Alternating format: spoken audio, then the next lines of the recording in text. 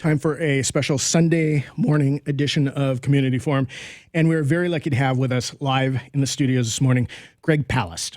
Greg Palast is an investigative reporter who has broken front page stories for BBC Television Newsnight, The Guardian, Nation Magazine, and Rolling Stone Magazine. He is the author of the New York Times bestsellers, The Best Democracy Money Can Buy, Billionaires and Ballot, Bandits, Armed Madhouse, and Vulture's Picnic.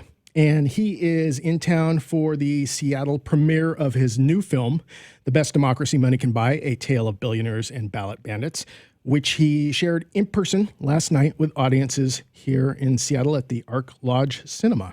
Greg, thank you very much for coming in and spending time with us this morning. Hey, man, I have nothing else to do on Sundays, so I said, let me just drop by on Mike and see if, if we could save it. And if Dylan's not taking the Nobel Prize, I am. Hear that, Bobby? Mr. Zimmerman? So your first major work tome was The Best Democracy Money Can Buy, which turned into a bestseller, which was an amazing investigative work on the 2000 elections. And now you've got a new book and film out. The book is a sequel. It's a sequel to The Best Democracy Money Can Buy because I've had a lot of New York Times bestsellers. When you have a big hit, you kind of cheat and use the name again. So it's called The Best Democracy Money Can Buy, A Tale of Billionaires and Ballot Bandits. Just came out. The first one was number one in Seattle for quite some time. And this one ought to be, not because it's great writing, but this is so damn interesting and important. But the big thing is, hey, wait for the movie, which is here right now in Seattle. The Best Democracy Money Can Buy. It's at the Ark Lodge. What a great place, man. I just dig that place in Columbia City. And it'll be here all week through Thursday, 3 times a day. Okay, that's the end of my ad. Here's the thing, Mike. Your buddy, Donald Trump, says that the election is rigged. And he is absolutely correct. Because he knows, because his billionaires are rigging it. So it is a rigged election. And for Rolling Stone, I've done a 2-year investigation, which you follow me in real time on the film, uncovering exactly how the Trumpsters are stealing this election. Now, they might, you can't steal all the votes all the time. And he's working real hard at making sure that he can't even steal this sucker. But I think that we're looking at, dig this, they have a scheme which is effectively knocked off as we speak 1 million Black, Latino, and Asian American voters, 1 million, which they'll show up November 8th, and they ain't going to be able to vote. 41,000 in Virginia, 35,000 North Carolina, over 50,000 in Ohio, the swing states which also will control the United States Senate. Now, that's why this great theft of our democracy, this great tragedy, I've turned into a very funny film with Shailene Woodley and Rosario Dawson. Willie Nelson's in there, Ed Asner. Well, that's actually Santa Claus, but that's Ed Asner in a Santa suit. And we've got Bobby Kennedy. And also I'm on this investigation for Rolling Stone, and I get stumped, and I fall asleep at a bar. Remember, this is, by the way, for the Academy Awards, this is technically in the documentary category, so I have to be realistic. So to be realistic, I fall asleep at a bar, watching Law and Order on TV, not knowing where to go next. As soon as my head hits the bar, somehow, Ice-T and Detective Munch, that's Richard Belzer, jump out of the TV set and join me on the investigation, tell me where to go. So I get help from them. So how the GOP operatives are going to snatch 1 million votes away and probably use this to keep the Senate. And I think it'll also flip Ohio for Trump, but it won't do enough. How they're going to do it is a strangely funny film, though you will laugh through that first hour, and then it's a feature length. And then at the end, if you don't laugh and then you don't cry, Mike, I will pay for your therapy. That's true. It's very expensive therapy. So talk about... No, I've talked to your mother. It's real easy to fix. Oh, okay. Talk about the Interstate Crosscheck, this program or software. Interstate Crosscheck. Okay, it sounds like something that happens on an interstate highway or something. Okay, here's the trick. Chris Kobach, who you've probably never heard of. You just heard that song coming in, white guy in a business suit, okay? That's Chris Kobach, who is the Katherine Harris of 2016. This is the guy who is Donald Trump's advisor, the guy who told Trump to build a wall and make Mexico pay for it, okay? Now, he's not your ordinary, Midwestern white guy bigot. He went to Yale, Harvard, and Oxford. He's no guy to mess with. And he has gotten 30 Republican secretaries of state, he's one, right, to give him their voter rolls, including every person voting in the state of Washington. He has all your information, Social Security numbers, you name it. It was handed over by your Secretary of State. Now, here's what they're doing. He's looking for people who are voting twice. Now, see, remember what people are not paying attention to what Trump said. He didn't just say the election's rigged. He says it's rigged because people are voting many, many times. It's rigged because people are voting multiple times. That's the claim. Now, he's not just blowing through his comb over. Otherwise, you could ignore it. But what's happened is he's saying people are voting. The specific charge, when you go into it, is that Mike McCormick is voting in Washington State and Mike McCormick is voting in Texas. Now, if that means that you've committed a felony crime, Mike, really, you're on the list. Okay, I just want you to know, I looked you up, and you are a felon. I don't want any, I'm not going to let you out here. It's going to be citizen's arrest time unless you have a good explanation, except that you've been forgiven. In Washington State, Seattle, what do you call them, Seattleans? Seattleites. Seattleites. That's very like 60s, isn't it? So that's Space Needle. Seattleites. Anyway, your Washington Secretary of State is one of the only, there are two Republicans who pulled out of this deal, got cold feet, and they said, this isn't double voters. Mike McCormick's a common name. But here's the thing. A lot of them are of the non-white persuasion. And that's the game here. So here's the names that are in there. So like in my film, first of all, I have to get the list of accused. Now you have to understand, they say that there are they have a list of 7 million names, 7.2 million names. That means that they're claiming that 3 million Americans are voting twice, right? You vote twice, that's 7 million, 3 million. Now, for example, here's a typical example. In Georgia, there are 288 guys named James Brown who they say are voting in another state. And that includes, and for example, they match James Brown Jr. and James Brown Sr. Right now, you might say that they're father and son. Well, obviously, that means that they're not the same voter. So that just means that you're not a Republican. The second, you're not an American. You're not a patriot, okay? You don't understand how these black people double vote. In fact, I show that double vote accusation is over 100 years old. It was, if I have a little clip from the film in my film, The Best Democracy Money Can Buy. I have a clip from Birth of a Nation, the original Birth of a Nation, which is a Ku Klux Klan propaganda film. And they had white actors in blackface sneaking around and casting a second vote. You'll see it in the film.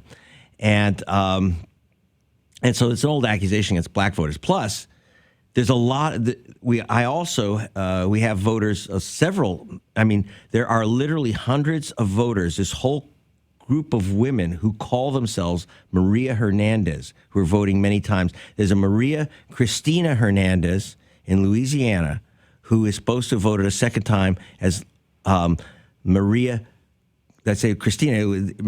Isabel Hernandez in Virginia. They're supposed to be the same voter. And you say, yeah, but they have different middle names. Ha ha! That's how sneaky these people are.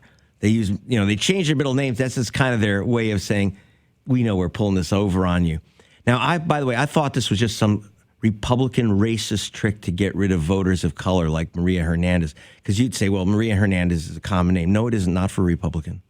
And but then I actually encountered a woman, Maria Hernandez, who confessed to it. She said that that's why Hispanics and Asian people and black people all pick common names when they're born, so they can get around the voting laws. It turns out actually it was It was a confession, but I didn't. It turns out this woman wasn't Maria Hernandez. It was Rosario Dawson trying to put me on. By the way, she's the founder of Voto Latino. So she's in the film.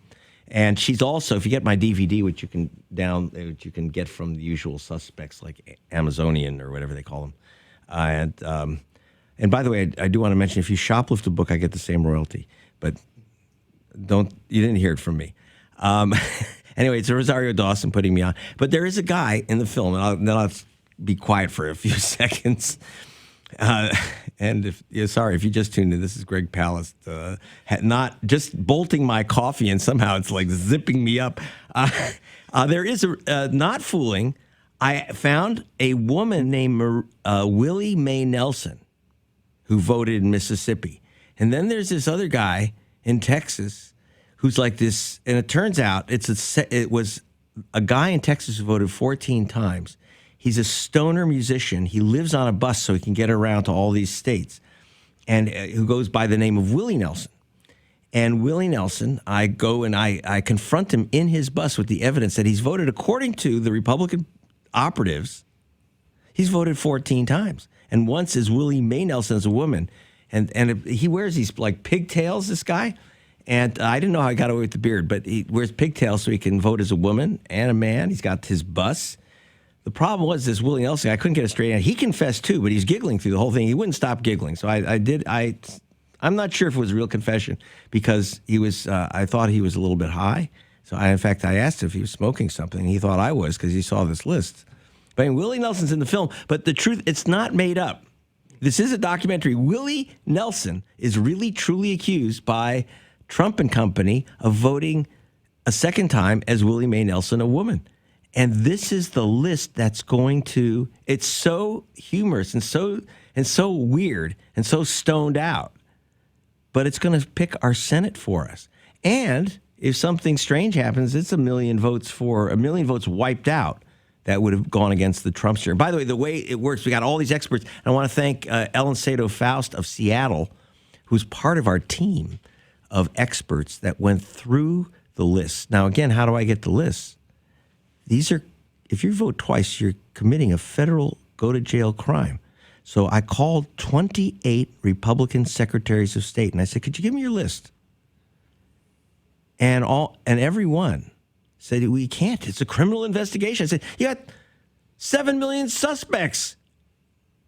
What do you mean? You can't give me, no, it's a criminal investigation. So they said it's confidential. Now, if you know Greg Palast, the minute you say confidential, it's kind of the first thing I'm going to get. And I got the list. My team got the list. I want to thank Zach Roberts and other people on the team got the list. And by the way, your Washington Secretary of State, after I got the other lists from other people, I said, this isn't the list of double voters. And her people said, no, I guess it isn't. So I said, then I can have the list, can I? Because these aren't criminals, are they? Mike McCormick really didn't vote twice. So I will have you know that under scrutiny, your Washington Secretary of State pulled out because she didn't want to be caught with her. But the problem is she gave her list to this creepo, Chris Kobach, your list. So some other schmuck named Mike McCormick is going to lose their vote. And believe me, it's going to be a poor person, a black person, a young person. According to our experts, including the great Ellen Sato-Faust, technician here in Seattle, you end up with 1 in 7. Are you ready for this? 1 in 7 voters of color are on this list in Republican states. 1 in 7. That's 30 states. 30 states. See, the Republicans are smart. Even in states where they don't have the governors or the senators, they go for that voting office, like Board of Elections chiefs and secretaries of state. They're little Catherine Harrises. And this guy, Chris Kobach, makes Catherine Harris look like Thomas Jefferson in high heels. Well, let's not think about that. But that's, and by the way, they're in the film. Catherine Harris and Jeb Bush are in the film as cartoons because I got to tell you, Mike, I didn't want to make a petroleum broadcast system type of documentary with white guys in front of bookcases. You've seen those things. You've slept through many hours of those documentaries. And instead I used the I got the guy who drew Who Framed Roger Rabbit, Keith Tucker, and he made a Saturday morning cartoon out of Jeb Bush and Katherine Harris removing thousands of black men from the voter rolls, going after their ex-cons, criminals, mother stabbers and father rapers who they removed from the voter rolls. Okay, there were 94,000 names. They removed 56,000 black men from the voter rolls. That elected George Bush president of the United States in Florida in 2000. Bush won by 536 votes. After 56,000 black men were removed from the voter rolls, not one was an illegal voter. And you get to meet him in my film, Willie Nelson. He comes through, he pops out of the cartoon with me. So you got cartoons, Willie Nelson, Rosario Dawson. What else do you need? That's it. I mean, you're going to see this film. The film has a lot of humor in it, but the people you talk to whose votes have been stolen are not finding any of this very funny. Well, no. In fact, as I said, if you're going to laugh, cry, or otherwise I pay for your therapy, because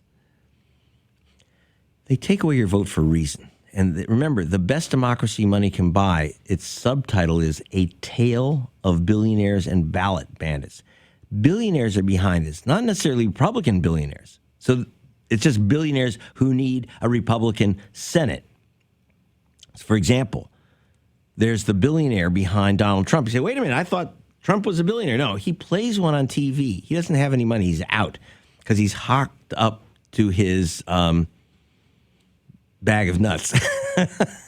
That's squirrel humor, by the way. Hocked up to his little hands. And he does not have $1 billion or enough, even 10 million left to run a campaign. So he turned to a billionaire named JP, known as JP, or JP the Foreclosure King. This is the guy who sucked up $5 billion personally in a single year, 2008, by pushing the mortgage market over a cliff. If you saw Big Short, that's a gutless little film because it went after the small fry who kind of figured out how to make money on the deal. But this is the guy who actually crashed the market in a conspiracy with Goldman Sachs. Now, I don't use the term conspiracy lightly. That's a term used by the Securities and Exchange Commission, the conspiracy with Goldman Sachs to crash the mortgage market. By the way, Goldman had to pay a $500 million fine, and they busted JP's French assistant, but JP got away with the whole thing. He paid over $10 million to the chairman of the SEC, the recent chairman of the SEC, Harvey Pitt, to write up the case against Goldman that somehow made it seem like he was in the men's room, in the boys' room, every time they were saying something illegal. So this, and by the way, Santa Claus explains this in the film. That is Ed Asner in a Santa outfit because I like Santa Claus. I like Rosario. I wanted all the things that I like in the film. And Santa Claus is there, but he's angry. And then we go see, but we do go get to while JP earned, dig this, $1,000 every time a house foreclosed in America. Every time a house went to foreclosure, JP made $1,000 on every foreclosure in America. That's how he made $5 billion in a year. And got away with it. But then we get to see his homes, which are not foreclosed on. The biggest houses in Manhattan, the biggest house in Colorado, and the 70-room mansion in Vail. And then I got FAA clearance to run a drone over his monster mansion in the Hamptons. See, I get this by drone. And by the way, I do all this stuff. And then I went undercover. Ms. Badpenny, my sidekick, that's really her name, Lenny Badpenny. And we show up in a speedboat at his Hampton soiree. I have a camera in my hat. If you know Greg Palast, I wear fedoras, and I have one fedora with a camera in the hat band. It's a dark one. It's quite cool, and we got him on camera. So I'm yakking away. This is Greg Palast. Take it away, Mike. I don't know what to say anymore. Except if you don't see the film, I'm going to come and I'm going to find you, and like you say. Once you see these things, we go from the Hamptons to Dayton, Ohio. And this election is going to be decided in Ohio, my good friends, and in North Carolina, the Senate and presidential races in those two states.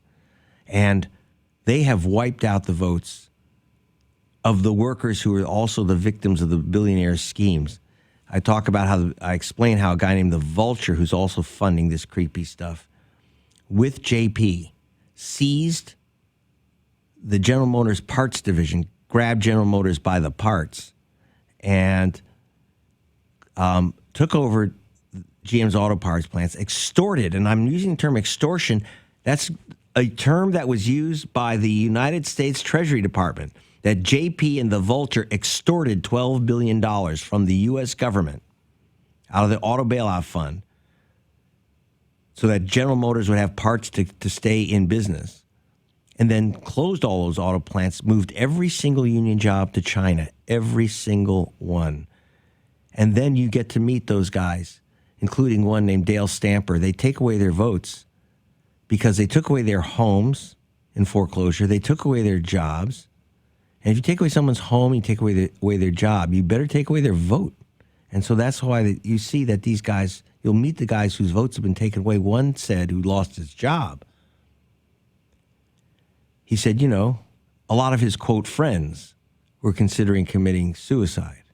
That's what's going on. You go to Dayton, Ohio, and you can see what I say in the film, and The Best Democracy Money Can Buy, is that there's no such thing as a victimless billionaire. And I confront these guys. I jump them in the film. And no American journalist has the guts to confront these guys and has the ability to confront these guys. You know, that's not easy to do these jumps on these guys with heavily armed guards, and they don't like you and they don't want you near them. And they certainly don't want you asking uncomfortable questions. But that's what I do because, you know what? I can't stand it anymore. Yeah, you go from a nice jump from the film where you're at JP's soiree undercover, and then you go from there to the soup kitchen lines, I believe, of the people who have been devastated in Ohio and are being devastated based on this current program, are being devastated again because you'd already reported where they'd ravaged Ohio previously back in 2004. Was that? In 2000, in 2004. Well, for those who are the Best Democracy Money Can Buy, first I get how Bush stole it in 2000. And then in 2004, I wrote the piece about where John Kerry actually won Ohio. And the minions for Bush mucked with the vote. And by the way, John Kerry said, Greg Palast is right. This is a quote. Greg Palast is right. I've read his book. And he was right about what happened in Ohio. In other words, I won. That's why it's so weird when Obama and all these people say, how dare Trump say that the wonderful American elections get rigged. 2000 in Florida, 2004 in Ohio, and now 2016. No, elections in America do get rigged. It's not the world gold standard, and everyone is envious of our democracy. If some dictators are envious of our democracy. But my film was on prime time in Germany. And they introduced it by saying, you're going to see something about American elections, which are the weirdest damn things that you've ever seen in your life. Americans don't actually have votes. Our democracy, so-called voting system, is considered an international embarrassment, a joke, and a shame. It's one of the reasons people hated George Bush, because they knew he was never elected president of the United States. Elections do get rigged. I'm sorry, Mr. Obama. So I have to straighten out the Drone Ranger on this one. Elections do get stolen. It was in 2000, 2004, and this election is going to be stolen in 2016. Now, it can't steal all the votes all the time. The Donald may have blown it, but look at that Senate race. Look at the congressional races. Look at the darn film, The Best Democracy Money Can Buy, A Tale of Billionaires and Ballot Bandits. Greg Palast reporting for Mike McCormick. As well as the new book, The Best Democracy, the sequel. Yeah, the sequel to The Best Democracy Money Can Buy, now called The Best Democracy Money Can Buy. And you can read it until Patriot Act 3 goes into effect. There's also the DVD and download. You can download, what is it, Amazon, you stream it and whatever the heck they do. Yeah. So are you with the key getting this out right now in screenings across the country? Are you looking to actually change the election or just give people the ammo or the information to be able to defend themselves and fight it?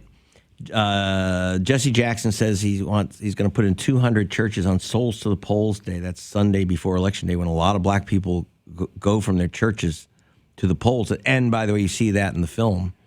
And the Congressional Black Caucus we're going to have a screening. We're going to be in Washington for a week run, Washington, D.C., with the Congressional Black Caucus, which has picked this up. Alcee Hastings took my film, my reporting from Rolling Stone. On the day after his 80th birthday, he walked to the Justice Department and put it in the hands of Attorney General Loretta Lynch and said, Madam, here's the evidence from Greg Palast. Don't say you didn't see it. And Hastings said, I used to be a federal judge. I know a criminal conspiracy when I see it. This is it. I don't want just an investigation of this trickery. I want indictments. So there's action being taken because of the film and the book and the Rolling Stone investigation. And so it's supposed to, yes, you're supposed to laugh. And in fact, even in the book, there's a 44-page comic book shoved in the middle of the book by the great Ted Rall. And you get the Roger Rabbit cartoons, and you get all Santa Claus and Ed Asner and Rosario Dawson. But you also get something that hopefully will get you out of your seat and get you mad and get you moving. And that's the whole point of the darn film. If you go to gregpalast.com, in fact, you find out where the film's going to be, how you can get it, the usual places in the book. But also, I'll give you a bonus. You sign that petition. You sign that petition at gregpalast.com. It says sign petition. Then you go, once you're there at gregpalast.com, you get something else. You get a 60-page comic book of the film, The Best Democracy Money Can Buy. Free. Download for free. So you get something for doing the right thing. Just 60 seconds. So you've been reporting on this in a way, the same scheme that just keeps happening every 4 years. Are you really expecting things to change this time around? Yes, they do.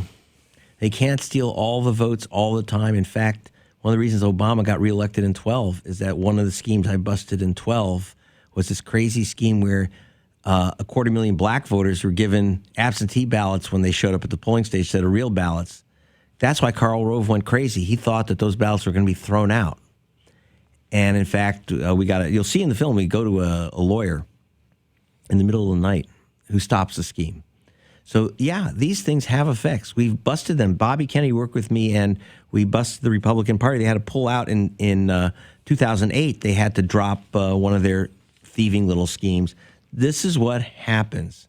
We can do, but we have to keep fighting them every 4 years. Every 4 years, they come up with something new.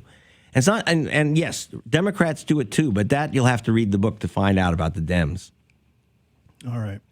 Well, with that, we are unfortunately out of time. I want to thank you very much for coming and spending time with us this morning. You're the man, Mike.